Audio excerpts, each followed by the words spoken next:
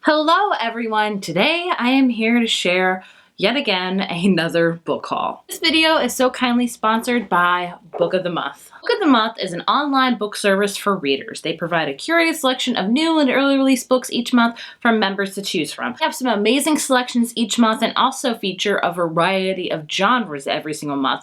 Usually you can find such genres as sci-fi, romance, literary fiction, nonfiction is in there sometimes, historical, and so many more, like all the genres. Thrillers. Did I say that one? Thrillers as well. There are 5 selections at the beginning of each month that members can choose from, and in case you're not feeling one month in particular, you can totally skip a month without any penalty at all. They also have an amazing backlog of books you can select from. You can go on their site and see previous months. In case you wanted a selection a long time ago but never went through with it, you can totally get it now, no problem. Sometimes they release early release books, so that's really awesome. So you get like a sneak peek read before a lot of other people do. So if you're interested in Book of the Month, which I highly recommend you do so because I really enjoy their service, you can use the code SPRINGFUN at checkout to get your first book from Book of the Month for only $9.99, which is an amazing deal because we all know like adult hardcover books especially are very, very pricey. In case you're interested, I will leave all the links and information down below. I highly recommend you check them out. I really enjoy their service and I really enjoy their selections. Usually there's a couple books each month that I'm like, oh, I've heard of it, but the majority of them I don't know. And then I'll read them on a whim and I'm like, wow, I'm so glad I, read this because I would have never known about it. So they select some great picks every single month. Speaking of Book of the Month, I'm going to share with you the 5 selections there are for the month of April. First book is one I have already read and was so excited that it's in the April selection. And that is People We Meet on Vacation by Emily Henry. This is an adult contemporary romance all about friends to lovers. So in case you love a good like literal beach read, here you go. This is about 2 friends that go on vacation every single year together and something happened and they haven't talked to each other in like multiple years, but they decide, hey, let's go on one last vacation together, let's hash it out. And of course you can guess what's gonna happen. Like I said, it's a friends to lovers romance. I loved it so much. Next up we have, I believe this is a mystery but a cozy mystery, and that is Arsenic and Adobo. Hopefully it's by Mia P. Manasala. Hopefully I pronounced that right. So mysteries, cozy mysteries are a little bit different. Usually they're a little bit lighter. They are a bit funner, I guess you could say. I've read a couple of them and I do enjoy them. So this one sounds just so much fun. The first book in a new culinary cozy series full of sharp humor, delectable dishes, one of which might be the killer. So we follow Leela, who's tasked with saving her Tita Rosie's failing restaurant, and then I think a murder happens and it quickly becomes from a Nora Ephron romp to an Agatha Christie case, which love both. So I am very excited to read this. It's going to be short and sweet, and yeah, I'm really excited to read this one. Next up, we have Liberty by Caitlin Greenidge, and this one I believe is a historical novel. It says, inspired by one of the first Black female doctors in the United States and rich with historical detail, Caitlin Greenidge's new and immersive novel will resonate with readers eager to understand our present through a deep, moving, and lyrical dive into our complicated past. So this sounds like it's going to be hard-hitting, historical, and amazing. Then we have What Comes After by Joanne Tompkins. I believe this is a literary fiction. It might be laced with a little bit of mystery. I'm not 100% sure. Suspenseful mystery at its core, so there you go.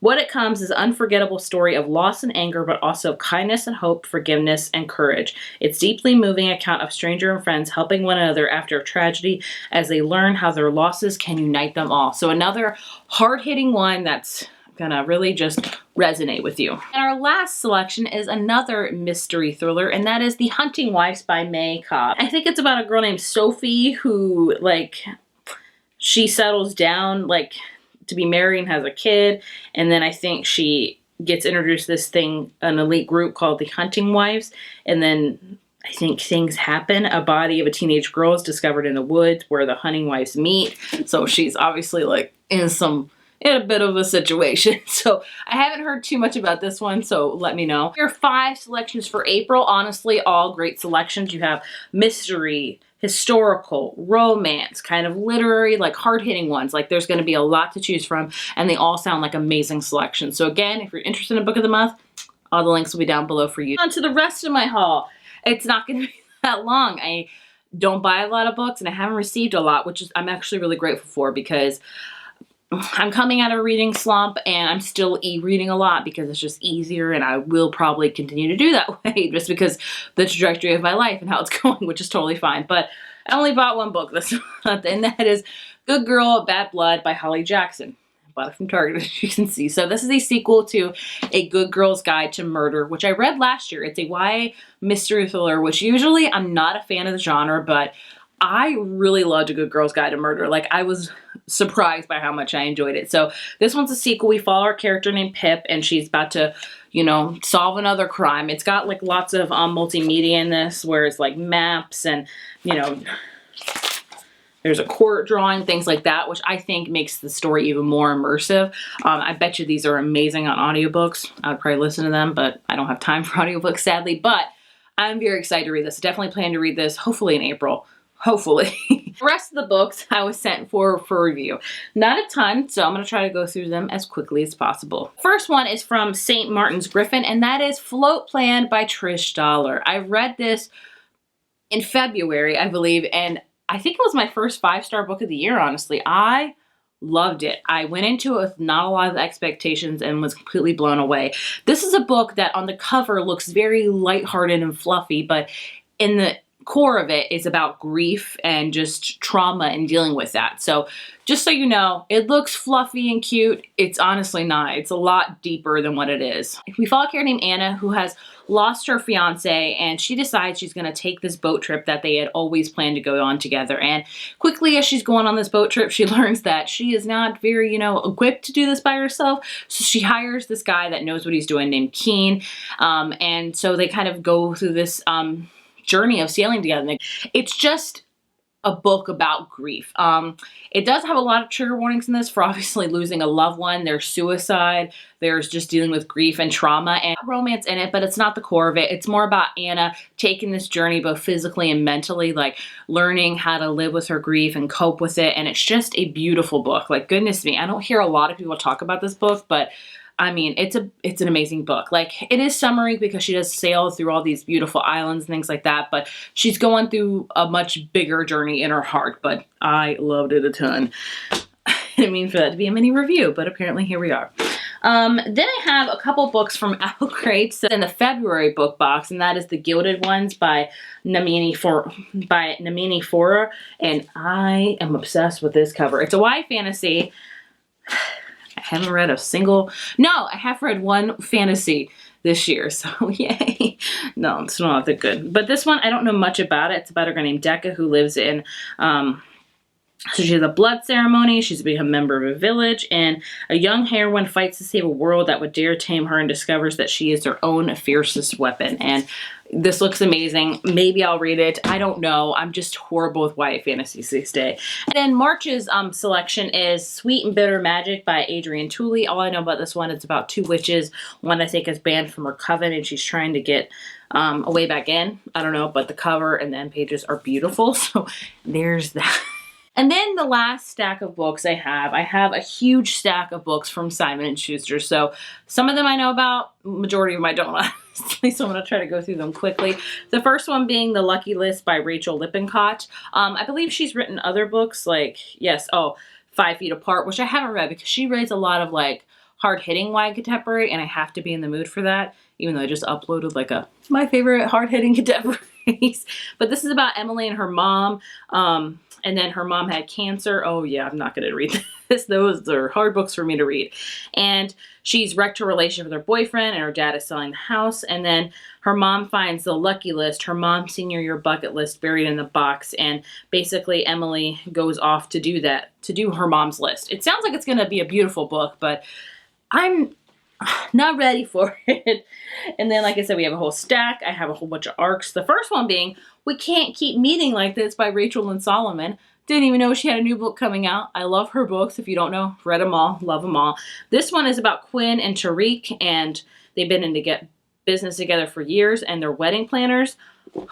I love books about weddings. And I think at the end of last summer, Quinn confessed her crush on him in front of an email, and then he left for college, and now they're back together, like in the same space, and she can't deny her feelings for him are still there. Yeah, that's all I know about it. It sounds adorable. I love her books. I have The Wild Ones by Nasifa Azad, which this cover is freaking stunning. Began with a character who was once sold to a man in exchange for a favor. And when she escaped, she ran into another character, a boy with stars in his eyes. He tossed her a box of stars, and with these stars, she traveled to a place of pure magic and mystery. Now she collects girls like us, and we use our powers to help save other girls from our pain and our scars. This sounds amazing. So it's like contemporary with a lot of like hint of magic and fantasy. Let's check that one out. Then I have Blood Like Magic by Lindsay Sambury, another beautiful cover. It's about a character named Voya who's caught between morality and her duty to her bloodline. If she wants to save their heritage and Luke, she'll have to find something her ancestor wants more than everything. And in witchcraft, blood is everything. I feel like witches are making a big comeback, and I'm here for it. Then I have Don't Hate the Player by Alexis Ned. It's a YA romance set in the world of competitive video gaming. Oh, that sounds really fun. That's all I know about, honestly. Sorry, I don't know a lot about these. I'm sorry. Then I have How Moon Fuentes Fell in Love with the Universe by Raquel Vasquez Gilliand. I'm so sorry.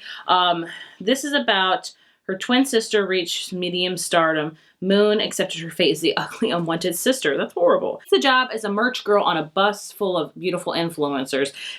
Her bunkmate is her nemesis, Santiago, who's grumpy, competitive, and also the hottest guy Moon has ever seen. So basically it's about her summer, and it could change, and I hope Moon's gonna be awesome because she sounds awesome. And then I have two last books from them. I have Of Princes and Promises by Sanaa Menon. Oh, Sanaa Menon. I didn't even know this was their book. The Rosetta Academy novel. Oh, I think this is the sequel to Of Curses and Kisses, which I have yet to read. I need to read it. I'm horrible. But I believe that was like a retelling of Beauty and the Beast, so I don't know too much about this one. I don't want to read too much because I haven't read the first one. And then we have Misfit in Love by S.K. Ali. I've heard of this author. I don't know what this one's about.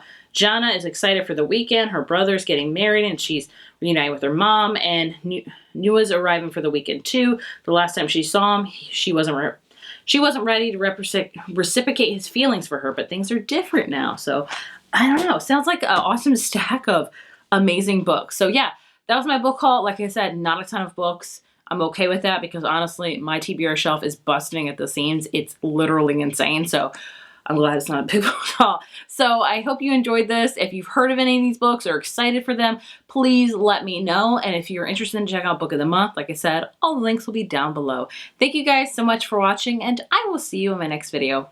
Bye.